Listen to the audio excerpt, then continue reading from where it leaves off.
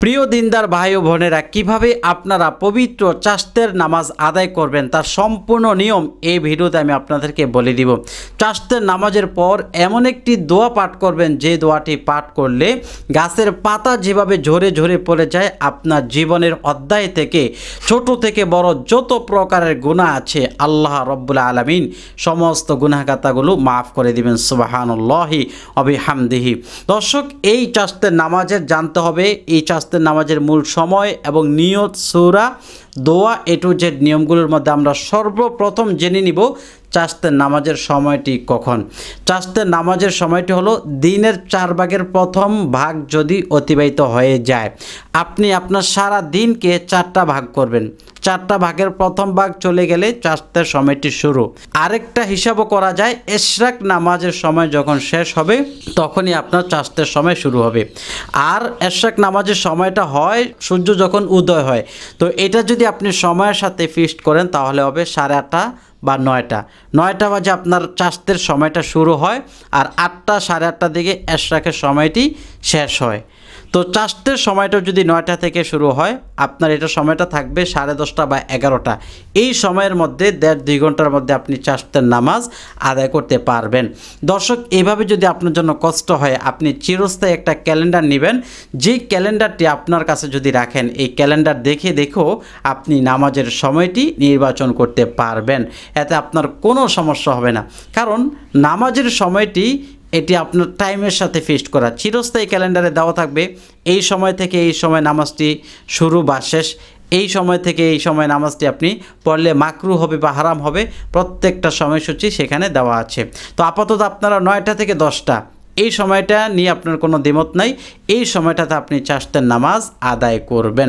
দর্শক, এরপর আমরা এখন জেনে নিব এই চাশতের নামাজ আদায় করার ফজিলত কি, কোন স্বার্থে কোন লাভে আমরা এই পবিত্র চাশতের নামাজ আদায় করব, চলুন জেনে নেই। প্রিয় দিনদার ভাই বোনেরা, হযরত বারা ইবনে আজিব রাদিয়াল্লাহু আনহু বিশিষ্ট সাহাবী, তিনি বর্ণনা করেন নবী করিম সাল্লাল্লাহু আলাইহি ওয়াসাল্লাম ইরশাদ করেছেন, যে ব্যক্তি দুপুরের আগে 4 রাকাত নামাজ আদায় করবে ওই ব্যক্তি যেন শবে কদরের রাতে নামাজ আদায় করলো। সুবহানাল্লাহ। শবে কদরের রাতের নামাজ, শবে কদরের রাতে ইবাদত করা হলো 1000 মাসের চেয়ে উত্তম, যেটা ক্যালকুলেটর করলে বোঝা যাবে 83 বছর ইবাদত করলে যে সব, শুধুমাত্র শবে কদরের রাতে ইবাদত করলে অতটুকু সব। সুবহানাল্লাহ। সেই শবে কদরের রাতের সমমান সব পাওয়া যাবে কেউ যদি দুপুরের আগে বেলা 9টা থেকে 10টার মধ্যে 4 রাকাত চাশতের নামাজ আদায় করে। একইভাবে এই হাদিসের শেষাংশে আসছে, রাসূলুল্লাহ সাল্লাল্লাহু আলাইহি ওয়াসাল্লাম বলেছেন, যে 2জন ব্যক্তি পরস্পর মুসাফা করবে, হাতে হাত মিলাবে, পুরুষরা পুরুষদের সাথে হাত মিলাবে, মহিলারা মহিলাদের সাথে হাত মিলিয়ে বলবে ইয়াগফিরুল্লাহু লানা ওয়া লাকুম, অর্থাৎ হ্যান্ডশিপ করবে, মুসাফা করবে। আল্লাহ রাসূল সাল্লাল্লাহু আলাইহি ওয়াসাল্লাম ইরশাদ করেন, যখন এইভাবে পরস্পর মিলে মুসাফা করে তখন তাদের উভয়ের মাঝের সমস্ত গুনাহ খাতাগুলো আল্লাহ রব্বুল আলামিন মাফ করে দেন। সুবহানাল্লাহ। এই একটা হাদিস থেকে আমরা 2টা শিক্ষা পাইলাম। এক হলো এই চাশতের নামাজ আদায়কারীকে লাইলাতুল কদরের রাতে ইবাদত করার সমমান সওয়াব দেওয়া হবে, আর 2 হলো তার জীবনের গুনাহগুলো মাফ হয়ে যাবে যদি সে হ্যান্ডশিপ করে। সুবহানাল্লাহ। আল্লাহ নবী সাল্লাল্লাহু আলাইহি ওয়াসাল্লামের বিশিষ্ট খাদেম হযরত আনাস রাদিয়াল্লাহু আনহু ইরশাদ করেন, নবী করিম সাল্লাল্লাহু আলাইহি ওয়াসাল্লাম ইরশাদ করেছেন, যে ব্যক্তি চাশতের 12 রাকাত নামাজ আদায় করবে আল্লাহ তাআলা তাকে জান্নাতের মধ্যে একটা স্বর্ণের বালাখানা তৈরি করে দিবেন। সুবহানাল্লাহ। স্বর্ণের বালাখানা মানে আমাদের দেশে অনেক জায়গায় দেখবেন কি সুন্দর বিল্ডিং, টাইলস করা, মোজাইক পাথর, অনেক কিছু দিয়ে বিল্ডিং করে, আর জান্নাতে স্বর্ণ দিয়ে মোড়ানো এমন একটা বিল্ডিং, প্রাসাদ আল্লাহ তাআলা তাকে তৈরি করে দিবেন। সুবহানাল্লাহ। চাশতের নামাজের কত গুরুত্ব এবং কত ফজিলত এখন চিন্তা করে দেখুন। আরেকটা হাদিস বলবো, যে হাদিসটা না বললেই নয়।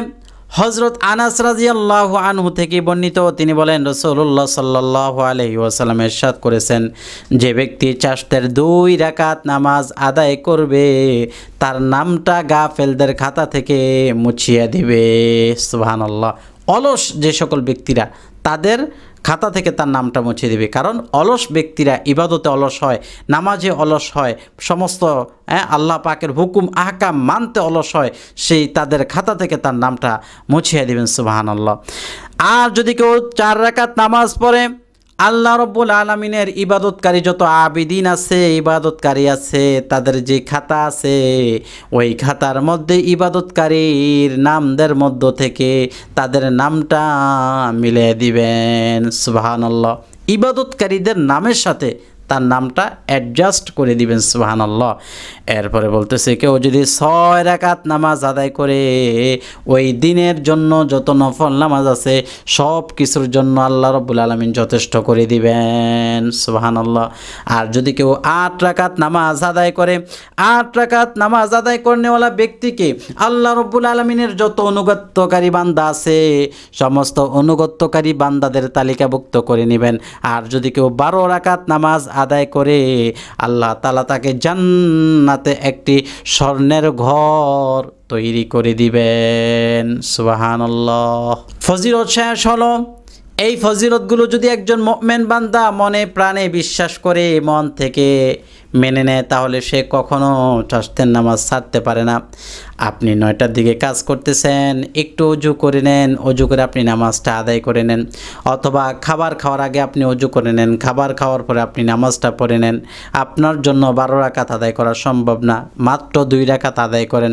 যদি আর একটু সময় হয় 4 রাকাত আদায় করেন, আর একটু সময় হলে আপনি 6 রাকাত আদায় করেন।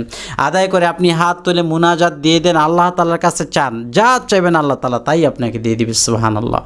এই জন্য নামাজটি শুদ্ধভাবে সঠিক নিয়মে পড়তে হবে। আমরা অনেকেই সঠিক নিয়ম জানি না। প্রথমে আসুন আপনি নিয়তটা কিভাবে করবেন, আরবিতে এবং বাংলায়। আরবিতে বাংলায় যদি আপনি নিয়ত নাও করেন হয়ে যাবে, কারণ নিয়ত মানে ইচ্ছা করা। এরপরও আমরা মনের সন্তুষ্টির জন্য আরবিতে বাংলায় নিয়ত করে থাকি। যেহেতু নামাজটি 2 রাকাত করে, আপনি 2 রাকাতে নিয়ত করবেন। অজুদাস করে সুন্দর করে জায়নামাজে দাঁড়িয়ে পশ্চিমমুখী হয়ে, কিবলামুখী হয়ে, নজরটা নিচের দিকে রাখে, হাতগুলো শটানভাবে ছেড়ে দিয়ে আপনি সুন্দরভাবে বিনয়ের সাথে, নম্রতার সাথে আল্লাহ পাকের সামনে দাঁড়িয়ে আপনাকে নিয়তটা করতে হবে। নাওয়াইতু আন উসাল্লি আলিল্লাহি তাআলা রাকাতাই সলাতি চাস্তি নফলি তাআলা মুতাওয়াজ্জিহান ইলা জিহাতিল কাবাতি শরীফাতি আল্লাহু আকবার। হয়ে গেল। আপনার অন্যান্য নামাজের মতো পুরোটাই ঠিক থাকবে। রকাতে সলাতি চাস্তে মানে চাস্তের নামাজ, এরপর হলো নামাজটি নফল, নফলি তাআলা মুতাওয়াজ্জিহান ইলা জিহাতিল কাবাতি শরীফাতি আল্লাহু আকবার। আর যারা আরবিতে পারেন না, আরবিতে শেখার প্রয়োজন নাই, আপনি বাংলা এভাবে করবেন। আমি চাস্তের 2 রাকাত নফল নামাজ আদায় করিতেছি আল্লাহু আকবার। এই নিয়তে আপনি 2 রাকাত করে যত রাকাত আপনি পারেন, অর্থাৎ 12 রাকাত পর্যন্ত আপনি আদায় করে নেবেন। তো নিয়তটি করে আল্লাহু আকবার বলে আপনি হাত বাঁধবেন। হাত বাঁধার পর আপনি সানা পাঠ করবেন, কিন্তু আউযুবিল্লাহ বিসমিল্লাহ প্রথমে পাঠ করবেন না। সুবহানাকাল্লাহুম্মা ওয়া বিহামদিকা ওয়া তাবারাকা ইসমুকা ওয়া তাআলা জাদ্দুকা ওয়া লা ইলাহা গায়রুক। সানা পাঠ করার পর আউযু বিল্লাহি মিনাশ শাইতানির রাজিম বিসমিল্লাহির রহমানির রহিম পাঠ করার পর সূরা ফাতিহা পাঠ করবেন। সময় সংক্ষিপ্ততার কারণে আমি সূরা ফাতিহা পাঠ করব না। আপনারা সূরা ফাতিহা পাঠ করে আমিন বলে বিসমিল্লাহর সহিত আবার যে কোনো একটি সূরা মিলিয়ে নেবেন। এখানে আপনাকে কয়েকটি দিক খেয়াল করে সূরাটি মিলাতে হবে। যেই সূরাটি আপনি প্রথম রাকাতে মিলাবেন, অবশ্যই তার পরবর্তী সূরা কিন্তু আপনাকে দ্বিতীয় রাকাতে মিলাতে হবে। প্রথম রাকাতে যদি আপনি আলাম তারা মিলান, তাহলে আলাম তারার পরের যে কোনো একটা সূরা আপনি দ্বিতীয় রাকাতে মিলাতে পারবেন। প্রথম রাকাতে যদি আপনি ছোট্ট সূরা নেন, তাহলে আপনি দ্বিতীয় রাকাতে তার চাইতে ছোট সূরা মিলাতে পারবেন না। এই জন্য প্রথম রাকাতে আপনাকে বড় সূরা মিলিয়ে নিতে হবে। দর্শক, যদি আলাম তারার চেয়েও বড় কোনো সূরা পারেন, সূরা তাকাসুর, সূরা জিলজাল, তারপর সূরা কদর, এই সমস্ত সূরাগুলো পারলে আপনি ওই সূরাগুলি দিয়ে প্রথম রাকাতে পড়বেন। দ্বিতীয় রাকাতে সূরা ফিল থেকে তারপর যে কোনো একটা সূরা আপনি মিলিয়ে নিতে পারবেন। দর্শক, এ হলো প্রথম রাকাতের সূরা। আল্লাহু আকবার বলে আপনি দ্বিতীয় রাকাতে মানে রুকুতে চলে গেলেন। রুকুতে সুবহানা রাব্বিয়াল আযীম এই তাসবিহটি আপনি 3 বার পড়বেন বা 5 বার 7 বার পড়ার পর আল্লাহু আকবার বলে আপনি সিজদায় চলে যাবেন। সিজদায় গিয়ে 3 তাসবিহ পড়বেন, সুবহানা রাব্বিয়াল আলা অনেকে বলে সুবহান রব্বিয়াল আলা আলা, এই আলা শব্দটা কোনোভাবেই আপনারা ব্যবহার করবেন না, কারণ এই সিজদার মধ্যে যখন আপনি তাসবিহগুলো পাঠ করবেন সহি শুদ্ধভাবে পাঠ করবেন যাতে আল্লাহ পাক আপনার সেই সিজদাটা কবুল ও মঞ্জুর করেন। অতঃপর দর্শক সিজদা থেকে আপনি উঠে বসবেন, এইখানে দুই সিজদার মাঝখানে একটি দোয়া আছে, দোয়াটা খুবই চমৎকার। আল্লাহ রাসূল সাল্লাল্লাহু আলাইহি ওয়াসাল্লাম দুই সিজদার মাঝখানে একটি দোয়া পাঠ করতেন, যে দোয়াটি পাঠ করলে আপনার রিজিকের অভাব হবে না, আপনি কখনো অসুস্থ হবে না, আপনি সুস্থ থাকবেন, আপনাকে আল্লাহ রাব্বুল আলামিন হেদায়েত নসিব করবেন, আপনাকে আল্লাহ রাব্বুল আলামিন গাফেলদের দুশমনদের হাত থেকে হেফাজত করবেন, ভালো রাখবেন এবং জীবনের গুনাহগুলো মাফ করে দিবেন। দোয়াটি হলো আল্লাহুম্মা গফিরলি ওয়ারহামনি ওয়াহদিনি ওয়ারযুকনি ওয়াআফিনি। নবী করিম সাল্লাল্লাহু আলাইহি সাল্লাম বলেছেন, বান্দা যখন দুই সিজদার মাঝখানে বসে ওই সময় আল্লাহ রাব্বুল আলামিন বান্দার দোয়াগুলো কবুল মঞ্জুর করেন। এই জন্য তোমরা এমন কিছু জিনিস চাইবে যেগুলো তোমাদের জীবনের মূল্যায়ন। অরযুকনি মানে আমাকে রিজিক দান করেন। মানুষ রিজিকের জন্য, খাবারের জন্য, আহারের জন্য দুনিয়াদারি করে থাকে, কষ্ট করে থাকে, চুরি করে থাকে। সুতরাং কোনো বান্দা যদি এই নামাজ আদায় করার মাধ্যমে দুই সিজদার মাঝখানে বসে আন্তরিকতার সাথে এই দোয়াটা পাঠ করে, ওই বান্দার রিজিকের অভাব আল্লাহ রাব্বুল আলামিন দূর করে দিবেন। সুবহানাল্লাহ। দোয়াটি আমার সাথে বলেন, আল্লাহুম্মা গফিরলি ওয়ারহামনি ওয়াহদিনি ওয়ারযুকনি ওয়াআফিনি। এই দোয়াটি আপনি যখন পাঠ করবেন মনোযোগের সাথে পাঠ করবেন, অথবা আবার দ্বিতীয় সিজদা দিবেন। সুবহানা রব্বিয়াল আলা, আল্লাহ আপনি সুউচ্চ সুমহান। এই তাসবির অর্থ আপনি যখন তাসবিটা পড়বেন অর্থের দিকে খেয়াল রেখে পড়বেন, অর্থের দিকে খেয়াল রেখে পড়তে হবে যাতে আল্লাহ পাকের পূর্ণ দয়া প্রাপ্ত আপনি হয়ে যান। সুবহানাল্লাহ। অতঃপর আপনি দ্বিতীয় রাকাতের জন্য দাঁড়িয়ে যাবেন, দাঁড়িয়ে বিসমিল্লাহ সূরা ফাতিহা পড়বেন, যে কোনো একটি সূরা মিলিয়ে নেবেন। এই রাকাতে আর আউযুবিল্লাহ সানা পাঠ করতে হবে না। অতঃপর যখন আপনার সূরা কেরাত পাঠ করা শেষ, পূর্বের রাকাতের মতো রুকু সিজদা করে আপনি বৈঠকে বসে যাবেন। নামাজটি যেহেতু 2 রাকাত, এটাই আপনার শেষ বৈঠক। তাশাহুদ, দুরূদ শরীফ, দোয়া মাসুরা পাঠ করে উভয় দিকে সালাম ফিরিয়ে নামাজটি শেষ করবেন। অনেকেই এই সালাম ফিরাতে গিয়ে বড় ধরনের ভুল করে থাকে, যেমন আসসালামু আলাইকুম বলে, এভাবে না, আসসালামু আলাইকুম ওয়া রাহমাতুল্লাহ, মাথা সোজা করে নেবেন। আসসালামু আলাইকুম বলা পর্যন্ত মাথা সোজা রাখবেন। ওয়া রাহমাতুল্লাহ বলার সময় আপনি আবার বাম দিকে ফিরাবেন।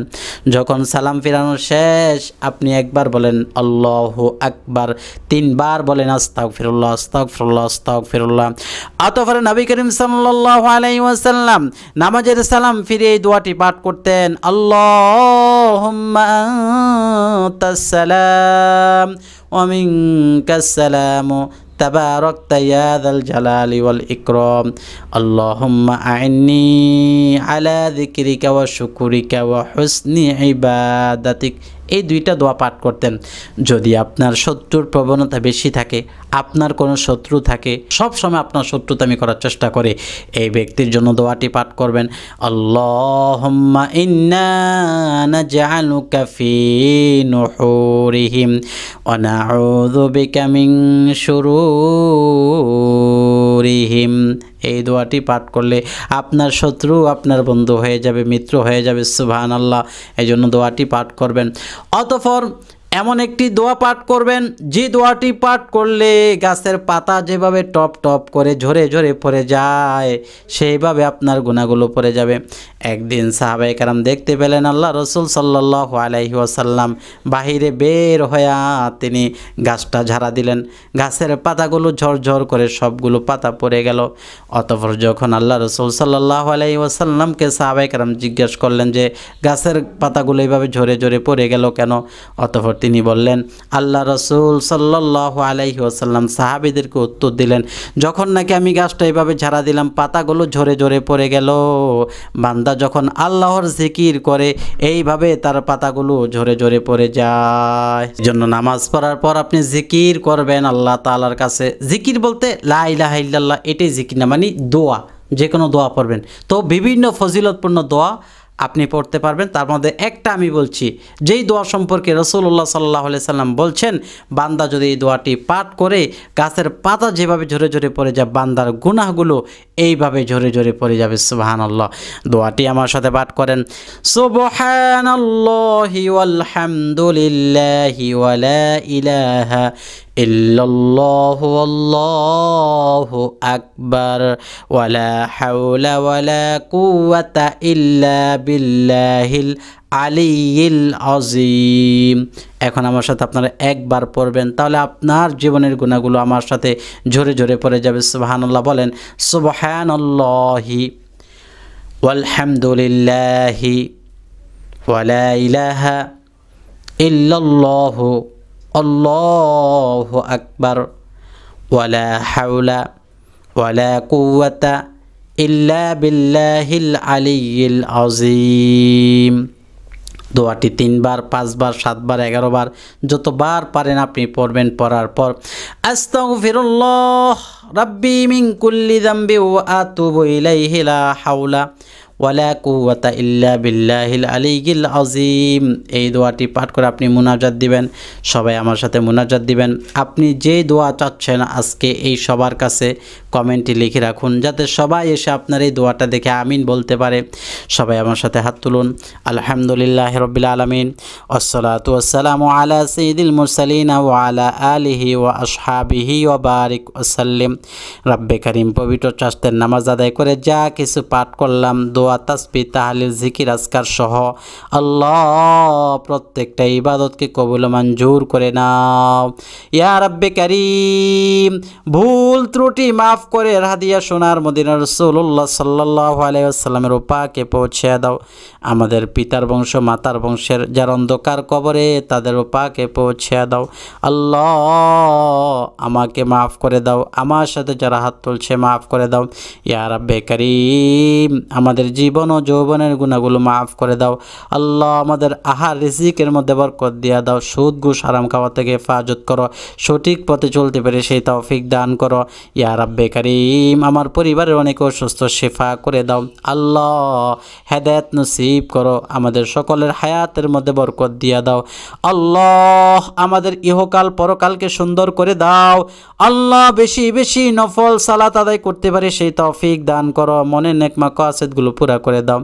আল্লাহ সমস্ত বিপদ আপদ বালা মুসিবত থেকে হেফাজত করে নাও। আল্লাহ যারা এতক্ষণ ধরে এই ভিডিওটি দেখে এই আমলটি শিখলো, সবাইকে আমলটি করবার তৌফিক দিয়া দাও। আল্লাহ যারা যারা কমেন্টে দোয়া চাইলো, তাদের প্রত্যেকের কমেন্টের দোয়াগুলো ইয়া যাল জালালি ওয়াল ইকরাম এই ইসমে আজমের উসিলায় কবুল মঞ্জুর করে নাও। সুবহান রাব্বিকা রাব্বিল ইজ্জাতি আম্মা ইয়াসিফুন ওয়া সালামুন আলাল মুরসালিন ওয়ালহামদুলিল্লাহি রাব্বিল আলামিন। আলহামদুলিল্লাহ। সবাই কমেন্টে দোয়াগুলো লিখে যাবেন। যদি ভালো লাগে লাইক দিয়ে শেয়ার করবেন। পরবর্তীতে এমন ভিডিও পেতে আমল টিভি চ্যানেল সাবস্ক্রাইব করে পাশে থাকা বেল বাটনটি চেপে রাখবেন।